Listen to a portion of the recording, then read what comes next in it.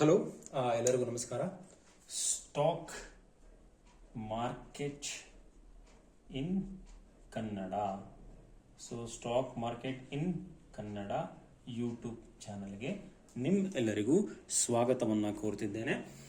ಇವತ್ತಿನ ಒಂದು ವಿಡಿಯೋ ಅಲ್ಲಿ ಕೋರ್ಸಲ್ಲಿ ನಾವು ಏನು ಕಲ್ತ್ಕೊಂತೀವಿ ಅಂತಂದ್ರೆ, ಬೇಸಿಕ್ ಸ್ಟಾಕ್ ಮಾರ್ಕೆಟ್ ಅಲ್ಲಿ ಬೇಸಿಕ್ ಟರ್ಮ್ಸ್ ಯೂಸ್ ಮಾಡ್ತಾರೆ. ಬೇಸಿಕ್ ಟರ್ಮ್ಸ್ ಯೂಸ್ ಮಾಡ್ತೀವಿ. ಆ ಬೇಸಿಕ್ ಟರ್ಮ್ಸ್ ಅಥವಾ ಕೆಲವೊಂದು ನಿಮಗೆ ಪದಗಳಿದೆ.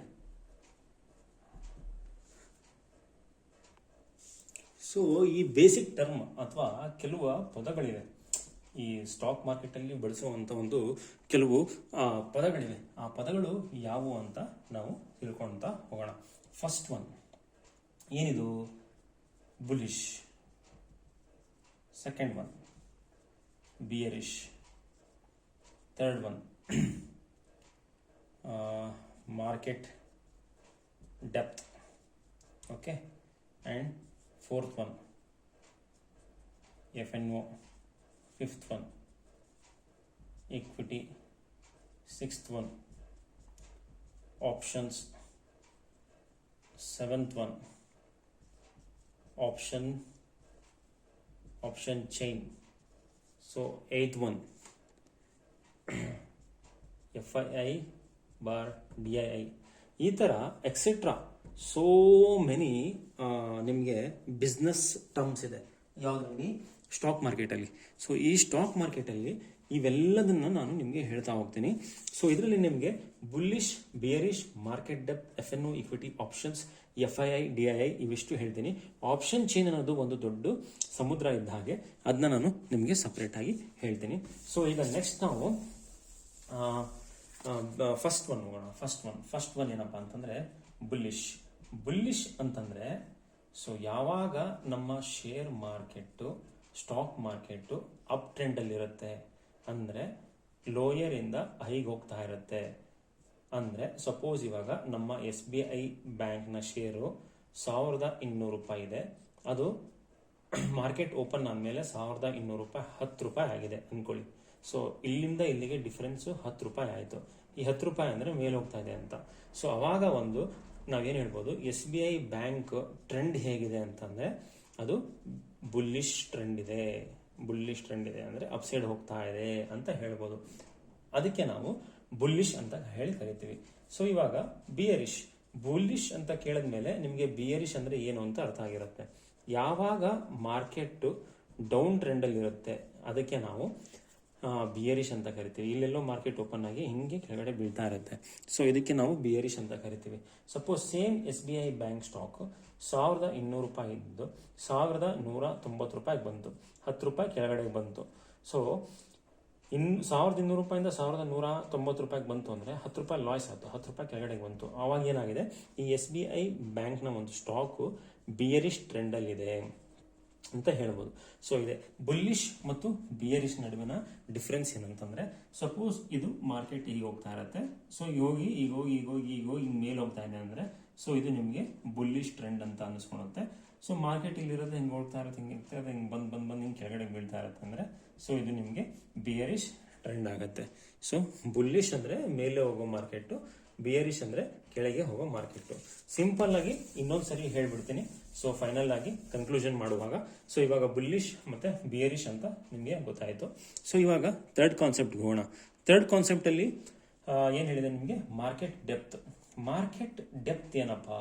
ಮಾರ್ಕೆಟ್ ಡೆಪ್ತ್ ಅಂದ್ರೆ ಏನು ಅಂದ್ರೆ, ಈಗ SBI ಬ್ಯಾಂಕ್ದು ಒಂದು ಸ್ಟಾಕ್ ಇದೆ. ಈ ಸ್ಟಾಕ್ ನ ಬೈ ಮಾಡ್ಲಿಕ್ಕೆ ಮತ್ತು ಸೆಲ್ ಮಾಡ್ಲಿಕ್ಕೆ ಯಾರಿರ್ಬೇಕು? ಯಾರಾದರೂ ಡಿಮ್ಯಾಟ್ ಅಕೌಂಟ್ ಇರೋರು ಇರಲೇಬೇಕು. ಸಪೋಸ್ ಈಗ ನಾನು ಸ್ಟಾಕ್ ಮಾರ್ಕೆಟ್ ಅಲ್ಲಿ ಟ್ರೇಡಿಂಗ್ ಮಾಡ್ತಿದ್ದೀನಿ ಅಂತಂದ್ರೆ ನಾನು ಐದರ್ ಬೈ ಮಾಡಿರ್ತೀನಿ ಆರ್ ಸೆಲ್ ಮಾಡಿರ್ತೀನಿ. ಒಂದು ಸ್ಟಾಕ್ ನ ನೀವು ಅನಲೈಸ್ ಮಾಡುವಾಗ ಈ SBI bank stock suppose example analyse ಮಾಡ್ತಿದ್ದಾರೆ ಅಂದ್ರೆ ಇಲ್ಲಿ 1 ಲಕ್ಷ ಜನ ಬೈ ಮಾಡ್ತಾ ಇದ್ದಾರೆ ಅಂಡ್ 1,50,000 ಜನ ಸೆಲ್ ಮಾಡ್ತಾ ಇದ್ದಾರೆ. ಈ ಒಂದು ಸ್ಟ್ಯಾಟಿಸ್ಟಿಕ್ಸ್ ನ ನೀವು ನಿಮ್ಮ ಡಿಮ್ಯಾಟ್ ಅಕೌಂಟ್ ಯಾವುದಾಗಿರುತ್ತೋ ಆ ಡಿಮ್ಯಾಟ್ ಅಕೌಂಟಲ್ಲಿ ನೀವು ನೋಡ್ಬೋದು. ಇದನ್ನ ಮಾರ್ಕೆಟ್ ಡೆಪ್ತ್ ಅಂತ ಕರೀತಾರೆ.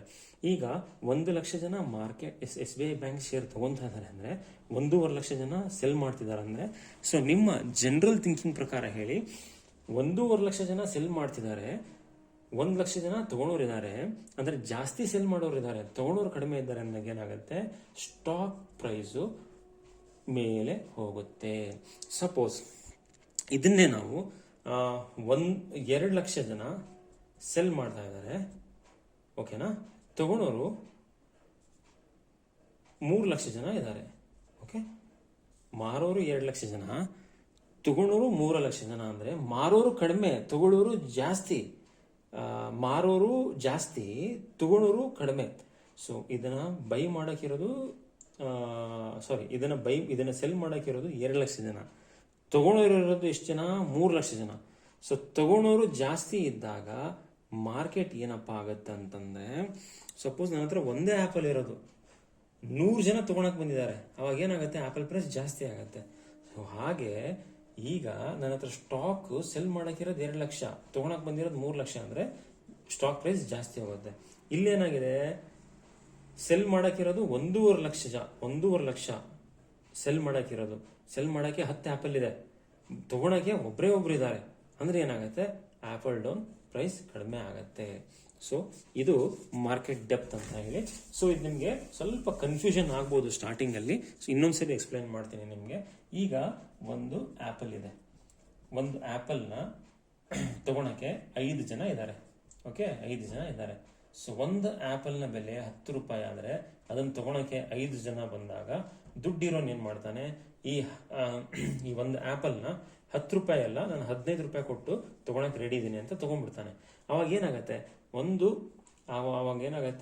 ಆಪಲ್ನ ಬೆಲೆ ಜಾಸ್ತಿ ಆಗತ್ತೆ. ಓಕೆನಾ, ಅದೇ ರೀತಿ ಶೇರ್ ಮಾರ್ಕೆಟ್ ಅಲ್ಲಿ ನಿಮಗೆ 100 ಸ್ಟಾಕ್ನ ಬೈ ಮಾಡ್ತಾ ಇರ್ತಾರೆ ಅಂತಂದ್ರೆ, ತಗೊಳ್ಳೋರು 200 ಜನ ಇದ್ರೆ ಆಗ ಸ್ಟಾಕ್ ಮಾರ್ಕೆಟ್ ಪ್ರೈಸ್ ಜಾಸ್ತಿ ಆಗುತ್ತೆ.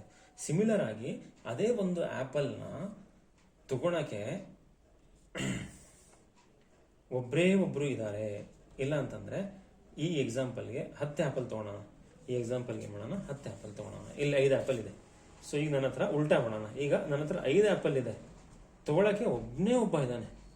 ಉಲ್ಟಾ, ಈ ಕೇಸ್ ಉಲ್ಟಾ, 5 ಜನ ಇರೋದ್ರ ಬದಲು ಈಗ 5 ಆಪಲ್ ಇದೆ, ನನ್ನ ಹತ್ರ ತಗೊಳಕ್ ಒಬ್ಬ ಇದ್ದಾನೆ. ಏನಾಗತ್ತೆ, ಈ ಆಪಲ್ ಪ್ರೈಸ್ ಅವ್ನು 10 ರೂಪಾಯಿಗೆ ಮಾರ್ತೀನಿ ಅಂತ ಕುತ್ಕೊಂಡ್ರೆ ಆಗತ್ತಾ, ಇಲ್ಲ. ಇವ್ನು 5 ರೂಪಾಯಿಗೆ ಮಾರಿದ್ರೆ ಇವ್ನು ತಗೊಂತಾನೆ, ನಂಗೆ 5 ರೂಪಾಯಿಗೆ ಬೇಕು ಅಂತ ಇವ್ನು ಕೇಳ್ತಾನೆ, ತಗೊಂಡ್ರೆ ಯಾರು ಇಲ್ವಲ್ಲ, ಒಬ್ಬ ಇರೋದು. ಸೊ ಅವಾಗ ಏನಾಗುತ್ತೆ, ಆಪಲ್ ಪ್ರೈಸ್ ಆಟೋಮೆಟಿಕ್ ಕಡಿಮೆ ಆಗುತ್ತೆ. ಇದೇ ತರ ಏನ್ ಎಕ್ಸಾಂಪಲ್ ಅಂತಂದ್ರೆ, 200 ಶೇರ್ ಇರುತ್ತೆ, ಆ 200 ಶೇರ್ನ ತಗೊಳೋರು 100 ಜನ ಅಷ್ಟೇ ಇರ್ತಾರೆ.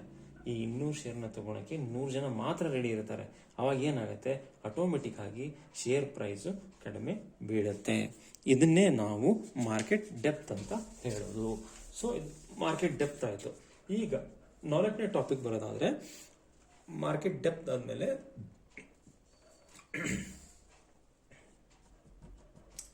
FII DII ಅಂತ 2 ಟರ್ಮ್ ಬರುತ್ತೆ ಶೇರ್ ಮಾರ್ಕೆಟ್ಗೆ.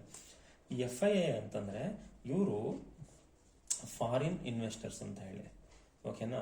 ಈ DII ಅಂತಂದ್ರೆ ಇವರು FII. ಓಕೆ, ಈ DII ಅಂತಂದ್ರೆ ಯಾರು, ಈ DII ಅಂತಂದ್ರೆ ಡೊಮೆಸ್ಟಿಕ್ ಇನ್ವೆಸ್ಟರ್ಸ್ ಅಂತ. ಸೊ ಡೊಮೆಸ್ಟಿಕ್ ಇನ್ವೆಸ್ಟರ್ಸ್ ಅಂತ. ಸೊ ಫಾರಿನ್ ಇನ್ವೆಸ್ಟರ್ಸ್ ಅಂದ್ರೆ ಯಾರು, ಹೊರದೇಶದವರು. ಡೊಮೆಸ್ಟಿಕ್ ಇನ್ವೆಸ್ಟರ್ಸ್ ಅಂದ್ರೆ ಯಾರು, ನಮ್ಮ ಇಂಡಿಯಾದವರು. ಅಷ್ಟೇ difference. And most of the time 90% ಏನಾಗುತ್ತೆ, ನಮ್ಮ ಮಾರ್ಕೆಟ್ ಮೇಲೆ ಹೋಗುತ್ತಾ ಇಲ್ಲ ಕೆಳಗಡೆ ಹೋಗುತ್ತಾ ಅಂತ ಡಿಸೈಡ್ ಮಾಡೋದು ಈ FII ಮತ್ತು DII ಡೇಟಾ ಮೇಲೆ. ಇದೆರಡರದ್ದು ಒಂದು ಡೇಟಾ ರಿಲೀಸ್ ಮಾಡುತ್ತೆ NSE end of the day. FII ಅವರು ಎಷ್ಟು ಬೈ ಮಾಡಿದ್ದಾರೆ, DII ಅವರು ಎಷ್ಟು ಬೈ ಮಾಡಿದ್ದಾರೆ, ಈ ಒಂದು ಮಾರ್ಕೆಟ್ ಡೇಟಾ ಮೇಲೆ ಈ FII ಅವರು ಬೈ ಸೆಲ್ ಮಾಡಿರೋದ್ರ ಮೇಲೆ, DII ಸೆಲ್ ಮಾಡಿರೋದ್ರ ಮೇಲೆ ಶೇರ್ ಮಾರ್ಕೆಟ್ ಮೇಲೆ ಹೋಗುತ್ತಾ ಇಲ್ಲ ಕೆಳಗೆ ಬರುತ್ತಾ ಅಂತ ನಾವು ಒಂದು ಅನಾಲಿಸಿಸ್ ಕೂಡ ಮಾಡ್ಬೋದು. ಸೊ FII DII ಆಯಿತು, ಬಿಯರಿಶ್ ಆಯಿತು, ಬುಲ್ಲಿಶ್ ಆಯಿತು, ಮಾರ್ಕೆಟ್ ಡೆಪ್ತ್ ಆಯಿತು. ಅದೇ ರೀತಿ ಈಗ 5th ಕಾನ್ಸೆಪ್ಟ್ ಹೋದ್ರೆ ಸಪ್ಲೈ ಮತ್ತೆ ಡಿಮ್ಯಾಂಡ್. ಸಪ್ಲೈ ಮತ್ತೆ ಡಿಮ್ಯಾಂಡ್. ಇವಾಗ ಆಪಲ್ ಪ್ರೈಸ್ದು ಸ್ಟಾಕ್ ಹೇಳಿದ್ನಲ್ಲ ನಾನು, ಬೈ ಸೆಲ್ಲು ಹೆಂಗಾಗದೆ ಅಂತ, ಅದೇ ತರ ಈಗ ಸಪ್ಲೈ ಮತ್ತೆ ಡಿಮ್ಯಾಂಡ್. ಸೊ ಈಗ ನಮಗೆ ಇಲ್ಲೆಲ್ಲೋ ಶೇರ್ ಮಾರ್ಕೆಟ್ ಈಗ ಹೋಗ್ತಾ ಇದೆ, ಓಕೆನಾ. ನನಗೇನು ಮಾಡ ಈ ಎಸ್ ಬಿ ಐ ಸ್ಟಾಕು ಈ ಥರ ಟ್ರೇಡ್ ಆಗ್ತಾ ಇದೆ. ಎಸ್ ಬಿ ಐ ಸ್ಟಾಕ್ದು 100 ಕ್ವಾಂಟಿಟಿ ಶೇರ್ಸ್ ಇದೆ. ಈ 100 ಕ್ವಾಂಟಿಟಿ ಶೇರ್ಸ್ನ ತಗೊಳಕ್ಕೆ 200 ಜನ ರೆಡಿ ಇದ್ದಾರೆ. ಅಂದರೆ ಈ ಆ್ಯಪಲ್ ಕಡಿಮೆ ಇದೆ, ಆ್ಯಪಲ್ ತಗೊಳಕ್ಕೆ ಜಾಸ್ತಿ ಜನ ಇದ್ದಾರೆ. ಅವಾಗ ಏನಾಗುತ್ತೆ, ಆ್ಯಪಲ್ ಪ್ರೈಸ್ ಜಾಸ್ತಿ ಆಗುತ್ತೆ. ಅದೇ ಥರ ಸ್ಟಾಕ್ ಪ್ರೈಸು 100 ಸ್ಟಾಕ್ನ ತಗೊಳಕ್ಕೆ 200 ಜನ ಇದ್ದಾರೆ. ಅಂದರೆ 1200 ರೂಪಾಯಿಗೆ ಪ್ರೈಸ್ ಇದ್ದರೆ ನಾನು 1200ಕ್ಕೆ 10ಕ್ಕೆ ತೊಗೊತೀನಿ ಅಂತ ಒಬ್ಬ ಅಂತಾನೆ, ಇನ್ನೂ ದುಡ್ಡಿರೋನು 1220ಕ್ಕೆ ತೊಗೊತೀನಿ ಅಂತಾನೆ. ಸೊ ಅವಾಗ ಆಟೋಮೆಟಿಕ್ ಆಗಿ ಈ ಎಸ್ ಬಿ ಐನ ಸ್ಟಾಕ್ ಪ್ರೈಸ್ ಜಾಸ್ತಿ ಆಗುತ್ತೆ, ಅಪ್ ಟ್ರೆಂಡ್ ಆಗುತ್ತೆ. ಓಕೆ, ಸಪ್ಲೈ ಕಡಿಮೆ ಇದೆ, ಡಿಮ್ಯಾಂಡ್ ಜಾಸ್ತಿ ಇದೆ. ಸಪ್ಲೈ ಕಡಿಮೆ ಇದ್ದು ಡಿಮ್ಯಾಂಡ್ ಜಾಸ್ತಿ ಆದಾಗ ಮಾರ್ಕೆಟ್ ನಿಮಗೆ ಮೇಲೆ ಹೋಗುತ್ತೆ. ಇದನ್ನೇ ನಾವು ನಿಮಗೆ ಹೇಳಕ್ ಬಂದಿದ್ದು. ಅದೇ ರೀತಿ ಸಪ್ಲೈ ಕಡಿಮೆ ಇದೆ, ಸಪ್ಲೈ ಜಾಸ್ತಿ ಇದೆ, ಡಿಮ್ಯಾಂಡ್ ಕಡಿಮೆ ಇದೆ, ಆವಾಗ ಮಾರ್ಕೆಟ್ ಕೆಳಗೆ ಬೀಳುತ್ತೆ. ಸಪ್ಲೈ ಜಾಸ್ತಿ ಇದೆ, ಈಗ 200 ಶೇರ್ಸ್ ಇದೆ ಎಸ್ ಬಿ ಐದು, ತಗೊಳಕ್ಕೆ ಎಷ್ಟು ಜನ ಇದ್ದಾರೆ? ಬರೀ 100 ಜನ ಮಾತ್ರ ಇದ್ದಾರೆ. 200 ಶೇರ್ನ ತಗೊಳಕ್ 100 ಜನ ಇದ್ದಾರೆ. 200 ಆ್ಯಪಲ್ ತಗೊಳಕ್ಕೆ ಬರೀ 100 ಜನ ಇದ್ದಾರೆ. ಅಂತ ಏನಾಗುತ್ತೆ, 200 ಆ್ಯಪಲ್ನ ತಗೊಳಕ್ಕೆ 100 ಜನ ಇದ್ದಾರೆ.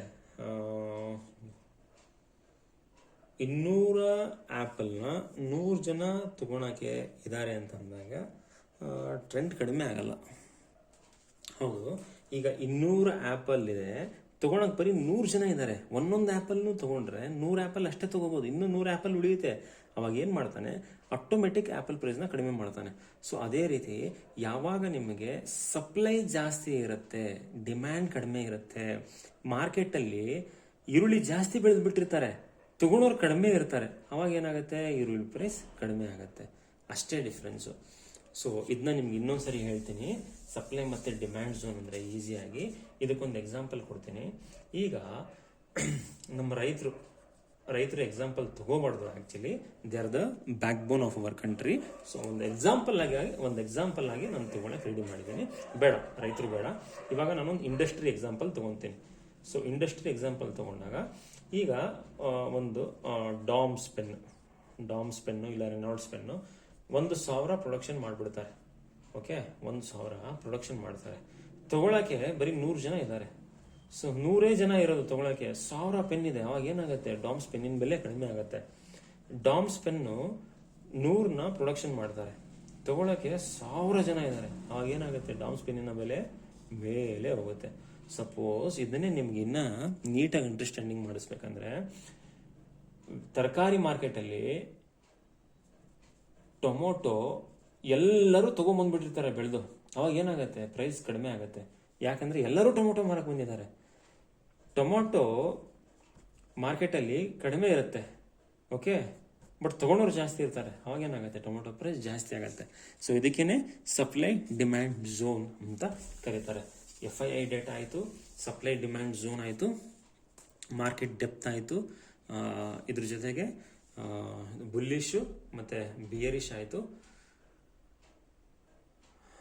ಮತ್ತೆ ಇದರಲ್ಲಿ ನಿಮಗೆ ಎಷ್ಟು ಇದೆ, 8th ಟಾಪಿಕ್ 7th ಟಾಪಿಕ್ ಅನ್ಸುತ್ತೆ. ಈಕ್ವಿಟಿ ಅಂದರೆ ಏನು? ಈಕ್ವಿಟಿ ಅಂತಂದರೆ ಇದು ಕ್ಯಾಶ್ ಮಾರ್ಕೆಟಲ್ಲಿ ನೀವು ಆಡೋದು ಅಂತ. ಈಕ್ವಿಟಿ ಮಾರ್ಕೆಟ್ ಅಂದರೆ ಈಸಿಯಾಗಿ ಒಂದು ಎಕ್ಸಾಂಪಲ್ ಹೇಳ್ತೀನಿ. ಈಗ SBI ಸ್ಟಾಕ್ ಇದೆ. ಈ ಸ್ಟಾಕ್ನ ನೀವು 10 ಕ್ವಾಂಟಿಟಿ 1200 ರೂಪಾಯಿ ಅದ್ರ ಪ್ರೈಸ್. 10 ಕ್ವಾಂಟಿಟಿ ಅಂತಂದರೆ 12,000 ರೂಪಾಯಿ ನಿಮ್ಮ ಹತ್ರ ಇರಬೇಕು. ಇದನ್ನೇನು ಮಾಡ್ತೀರಾ, ಬೈ ಮಾಡ್ತೀರಾ. ನಿಮಗೆ ಬೈ ಮಾಡಬೇಕು ಅಂತ ಅನಾಲಿಸಿಸ್ ಪ್ರಕಾರ ಗೊತ್ತಾಗಿದೆ, ಬೈ ಮಾಡ್ತೀರಾ. 12,000 ರೂಪಾಯಿ ಯೂಸ್ ಮಾಡ್ಕೊಂಡು ಬೈ ಮಾಡ್ತೀರಾ. ಅದಕ್ಕೆ ಏನಂತಾರೆ, ಈಕ್ವಿಟಿ ಶೇರ್ಸ್ ಅಂತಾರೆ, ಈಕ್ವಿಟಿ ಶೇರ್ಸ್ನ. ಸೊ ನೆಕ್ಸ್ಟ್ ನಿಮಗೆ ಆಪ್ಷನ್ಸ್ ಅಂತ ಬರುತ್ತೆ. ಈಗ ಈ ಆಪ್ಷನ್ಸ್ ಏನಿದೆಯಲ್ಲ, ಈಗ 10 ಕ್ವಾಂಟಿಟಿ ತೊಗೊಂಡ್ರಿ, 1200 ರೂಪಾಯಿ 12,000 ಆಯಿತು. ಈ ಆಪ್ಷನ್ಸಲ್ಲಿ ಈ ಆಪ್ಷನ್ಸಲ್ಲಿ ಏನಾಗುತ್ತೆ, SBI ಬ್ಯಾಂಕ್ದು 1000 ಶೇರ್ನ ಒಂದು ಲಾಟ್ ಮಾಡಿರ್ತಾರೆ. ಓಕೆನಾ, ಒಂದು ಲಾಟಿಗೆ 5,000 ರೂಪಾಯಿ ಬೇಕಾಗಿರುತ್ತೆ ತೊಗೊಳಕ್ಕೆ ಅಷ್ಟೇ. ಇದೇನು ಮಾಡ್ತಾರೆ ಅಂತಂದರೆ ಹೋಲ್ಸೇಲ್ ಅಂತ ಒಂದು ಬಂಚ್ ಆಗಿ ಮಾರೋದು. ಇಲ್ಲಿ ಒಂದೊಂದೇ ಶೇರ್ ಮಾರ್ತಾರೆ, ಇಲ್ಲಿ ಬಂಚ್ ಆಗಿ ಮಾರ್ತಾರೆ. SBIದು 1,000 ಶೇರ್ನ ಸೇರಿಸಿ ಒಂದು ಲಾಟ್ ಅಂತ ಮಾಡಿರ್ತಾರೆ.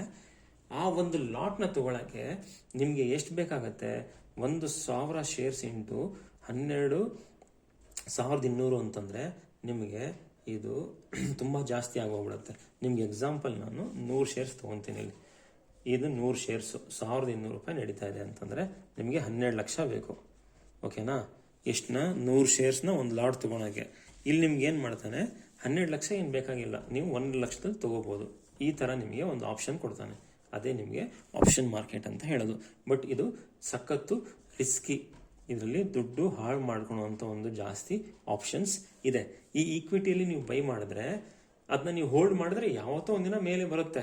ಸೊ ನೀವು ಬೈ ಮಾಡಿದರೆ ನೀವು ಒಂದು ಪ್ರಾಫಿಟ್ ತಗೋಬಹುದು. ಬಟ್ ಈ ಆಪ್ಷನ್ಸ್ ಅನ್ನೋದಕ್ಕೆ ಒಂದು ಎಕ್ಸ್ಪೈರಿ ಅಂತ ಒಂದು ಟರ್ಮ್ ಯೂಸ್ ಮಾಡ್ತಾರೆ. ಇದೆಲ್ಲ ನಿಮಗೆ ಎಕ್ಸ್ಪ್ಲೈನ್ ಮಾಡ್ತೀನಿ. ಸೊ ಈ ಎಕ್ಸ್ಪೈರಿ ಅನ್ನೋದ್ರಿಂದ ನಿಮಗೆ ತುಂಬ ಪ್ರಾಬ್ಲಮ್ ಆಗುತ್ತೆ. So options is very risky. Equity ಆಯಿತು, ಆಪ್ಷನ್ಸ್ ಆಯಿತು. ಈಗ ಫ್ಯೂಚರ್ಸ್ ಅಂತ. ಈ ಫ್ಯೂಚರ್ಸ್ ಅಲ್ಲಿ ಏನಾಗುತ್ತೆ, ಅದೇ SBI ಬ್ಯಾಂಕ್ದು 100 ಶೇರು 1 ಮಂತ್ಗೆ ಒಂದು ಫ್ಯೂಚರ್ ಇರುತ್ತೆ, ಅದು ಸೇಮ್. ಸೊ ಈ 100 ಶೇರ್ ತಗೊಳಕ್ಕೆ ನಮಗೆ ₹1,00,000 ಸಾಕು. ಸೊ ಈ ₹1,00,000 ನಾವು ಬೈ ಮತ್ತೆ ಸೆಲ್ಲು ಮಾಡ್ಬೋದು. ಇದು ಕೂಡ ಫ್ಯೂಚರ್ಸ್ ಕೂಡ risky, very very very very very risky, danger ಇದು. ಸೊ ಇವಾಗ ಒಂದು ಗ್ಲಾನ್ಸ್ ಮಾಡೋಣ ಏನೇನು ನೋಡಿದ್ರಿ ಅಂತ. ಸೊ ಫಸ್ಟ್ ನೀವೇನು ಮಾಡಿದ್ರಿ ಅಂತಂದರೆ ನೀವೇನು ಕಲ್ತಿ ಅಂದರೆ ಬುಲ್ಲಿಶ್ ಮಾರ್ಕೆಟ್ ಅಂತ ಕಲ್ತ್ರಿ. ಮೇಲೆ ಮಾರ್ಕೆಟ್ ಯಾವಾಗ ಪ್ಲಸ್ ಅಲ್ಲಿ ಇರುತ್ತೆ, ಪಾಸಿಟಿವ್ ಅಲ್ಲಿ ಇರುತ್ತೆ, ಅದಕ್ಕೆ ಬುಲ್ಲಿಶ್ ಮಾರ್ಕೆಟ್ ಅಂತ ಕರೀತಾರೆ. ಈಗ ನೆಕ್ಸ್ಟ್ ಬಿಯರಿಶ್ ಮಾರ್ಕೆಟ್ ಅಂದರೆ ಮಾರ್ಕೆಟ್ ಯಾವಾಗ ನೆಗೆಟಿವ್ ಅಲ್ಲಿ ಇರುತ್ತೆ, ಸೊ ಅವಾಗ ಬಿಯರಿಶ್ ಮಾರ್ಕೆಟ್ ಅಂತ ಕರೀತಾರೆ. ಸೊ ಇದು ಬುಲ್ಲಿಶ್ ಮಾರ್ಕೆಟ್, ಇದು bearish market. So third one market depth. ಈ ಮಾರ್ಕೆಟ್ ಡೆಪ್ತ್ ಅಂತಂದ್ರೆ ಬೇಸ್ಡ್ ಆನ್ ಬೈಯರ್ಸ್ ಮತ್ತೆ ಸೆಲ್ಲರ್ಸ್ ಎಷ್ಟೆಷ್ಟು ಜನ ಇದ್ದಾರೆ ಅನ್ನೋದ್ರ ಮೇಲೆ ಮಾರ್ಕೆಟ್ ಡೆಪ್ತ್ ಡಿಸೈಡ್ ಆಗುತ್ತೆ. ಅದಾದ್ಮೇಲೆ foreign investors investment, domestic investor investments, ಇದ್ರದ್ದು FII data end of the day ಅಲ್ಲಿ ನಿಮಗೆ ಗೊತ್ತಾಗುತ್ತೆ NIC ವೆಬ್ಸೈಟ್ ಅಲ್ಲಿ. ಇದನ್ನ ನೋಡಿ ನೀವು ಮಾರ್ಕೆಟ್ ಮೇಲೆ ಹೋಗುತ್ತಾ ಇಲ್ಲ ಕೆಳಗೆ ಬರುತ್ತಾ ಅಂತ ಅನಲೈಸ್ ಮಾಡಬಹುದು. ಅದಾದ್ಮೇಲೆ ನಿಮಗೆ 4ನೇದಾಗಿ FII DII ಡೇಟಾ ಅಂದ್ಮೇಲೆ ನಿಮ್ಗೆ ಏನು ಹೇಳ್ಕೊಟ್ಟೆ, bullish, bearish, market depth, FII DII data. ಅದಾದ್ಮೇಲೆ ಈಕ್ವಿಟಿ ಅಂದ್ರೆ ಏನು, ಆಪ್ಷನ್ಸ್ ಅಂದ್ರೆ ಏನು, ಫ್ಯೂಚರ್ಸ್ ಅಂದ್ರೆ ಏನು ಅಂತ ಹೇಳ್ಕೊಟ್ಟಿದ್ದೀನಿ. ಈಕ್ವಿಟಿ ಅಂದ್ರೆ ಒಂದು ಶೇರ್ ಪ್ರೈಸ್ ಒಂದು ಕ್ವಾಂಟಿಟಿಗೆ, ಇದಕ್ಕೆ ಈಕ್ವಿಟಿ ನಾವು ಬೈ ಮಾಡಿ ಹೋಲ್ಡ್ ಮಾಡಿ ಸೆಲ್ ಮಾಡಬಹುದು. ಇದಕ್ಕೆ ಯಾವುದೇ ಎಕ್ಸ್ಪೈರಿ ಅಂತ ಇರೋದಿಲ್ಲ. ನಾವು ಇದನ್ನ ತಗೊಂಡು 1 ವರ್ಷ ಬೇಕಾದ್ರೂ ಇಟ್ಕೋಬಹುದು. ಈ ಆಪ್ಷನ್ಸ್ಗೆ ಎಕ್ಸ್ಪೈರಿ ಅಂತ ಇರುತ್ತೆ. ಇದಕ್ಕೆ ಲೆಸ್ ಅಮೌಂಟ್ ಇದ್ರೂ ಸಾಕು, ಲೆಸ್ ಅಮೌಂಟ್ ಇದ್ರೂ ನಾವು ಟ್ರೇಡ್ ಮಾಡಬಹುದು. ಇದು ಬಲ್ಕ್ ಕ್ವಾಂಟಿಟಿಯಲ್ಲಿ ಇರುತ್ತೆ. ಸೊ ಫ್ಯೂಚರ್ಸ್ ಅಷ್ಟೇನೆ, ಇದಕ್ಕೆ ಎಕ್ಸ್ಪೈರಿ ಅಂತ ಇರುತ್ತೆ, ಲೆಸ್ ಅಮೌಂಟ್ ಇದ್ರೂ ಟ್ರೇಡ್ ಮಾಡಬಹುದು. ಆಮೇಲೆ ಇದು ಬಲ್ಕ್ ಕ್ವಾಂಟಿಟಿ ಇರುತ್ತೆ. ಈ ಆಪ್ಷನ್ಸ್ ಮತ್ತೆ futures very risky, full risky ಇದು. ಓಕೆನಾ? Bullish, bearish, market depth, FII DII data, equity, options, futures. ಇದ್ರ ಜೊತೆಗೆ ನಿಮಗೆ ನಾನು ಸಪ್ಲೈ ಡಿಮ್ಯಾಂಡ್ ಝೋನ್ ಹೇಳ್ಕೊಟ್ಟೆ. ಇದು ಸಪ್ಲೈ ಮತ್ತೆ ಡಿಮ್ಯಾಂಡ್ ಝೋನ್. ಈ ಸಪ್ಲೈ ಮತ್ತೆ ಡಿಮ್ಯಾಂಡ್ ಝೋನ್ ಆಪಲ್ದು ಎಕ್ಸಾಂಪಲ್ ಕೊಟ್ಬಿಟ್ಟು ಹೇಳಿದ್ದೀನಿ. ಸೊ ಇಷ್ಟು ಟಾಪಿಕ್ಸ್ ಕವರ್ ಮಾಡಿದ್ದೀನಿ. ನಿಮ್ಗೆ ಏನಾದರೂ ಡೌಟ್ ಇದ್ದರೆ ಕೇಳಿ, ಎಕ್ಸ್ಪ್ಲೈನ್ ಮಾಡ್ತೀನಿ, ಕಮೆಂಟ್ ಬಾಕ್ಸಲ್ಲಿ ತಿಳಿಸಿ ಅಂತ ಹೇಳ್ತಾ ನೆಕ್ಸ್ಟ್ ಕ್ಲಾಸ್ ಒಂದಿಗೆ, ನೆಕ್ಸ್ಟ್ ವಿಡಿಯೋ ಒಂದಿಗೆ ಸಿಗೋಣ. ಅಲ್ಲಿ ತನಕ ಟೇಕ್ ಕೇರ್. ನೆಕ್ಸ್ಟ್ ವಿಡಿಯೋದೊಂದಿಗೆ ಸಿಗೋಣ.